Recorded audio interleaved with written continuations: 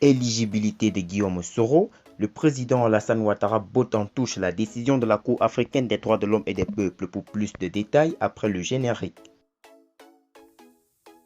Avant de commencer, n'oubliez pas de vous abonner et d'activer la cloche de notification, car cela va vous permettre de ne plus manquer les prochaines vidéos.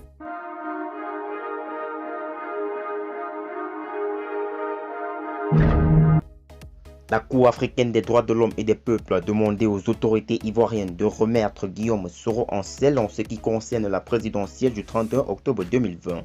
Mercredi 16 septembre, on a appris auprès de Sidi Touré Tiemoko, le porte-parole du gouvernement, que l'État de Côte d'Ivoire n'entend pas soumettre la décision venant de la Cour d'Arusha. Dans un courrier daté du mardi 15 septembre 2020, la Cour africaine des droits de l'homme et des peuples a ordonné à Alassane Ouattara de surseoir à l'exécution de tous les actes pris à l'encontre du requérant Guillaume Kiba-Fauré Soro, subséquemment à l'ordonnance du 22 avril 2020 jusqu'à la décision de la Cour sur le fond de la cause, et de prendre toutes les mesures nécessaires en vue de lever immédiatement tous les obstacles empêchant au requérant Guillaume Soro de jouir de ses droits d'élire et d'être élu, notamment lors de l'élection présidentielle d'octobre 2020, non sans faire un rapport à la Cour sur la mise en œuvre des mesures provisoires ordonnées dans la présente décision dans un délai de 15 jours à compter de la date de sa réception.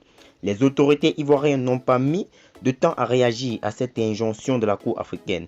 Au cours d'une conférence de presse mercredi 16 septembre 2020, Sidi Touré Tiemoko s'est prononcé sur la récente sortie de la Cour basée à Arusha en Tanzanie. Le porte-parole du gouvernement a répondu que les autorités ivoiriennes ne se plieront pas à la décision de la Cour africaine. Le gouvernement n'a pas de réaction sur les décisions judiciaires. Nous ne nous sentons pas concernés par cette question. Nous l'avons suffisamment affirmé au cours d'une déclaration précédente. Il faut aussi relever que l'instance judiciaire que nous reconnaissons, c'est le Conseil constitutionnel, a martelé le ministre de la Communication et des Médias. Sidi Touré Tiemoko a conseillé d'éviter de penser que c'est l'extérieur qui doit nous imposer le rythme de fonctionnement de nos institutions.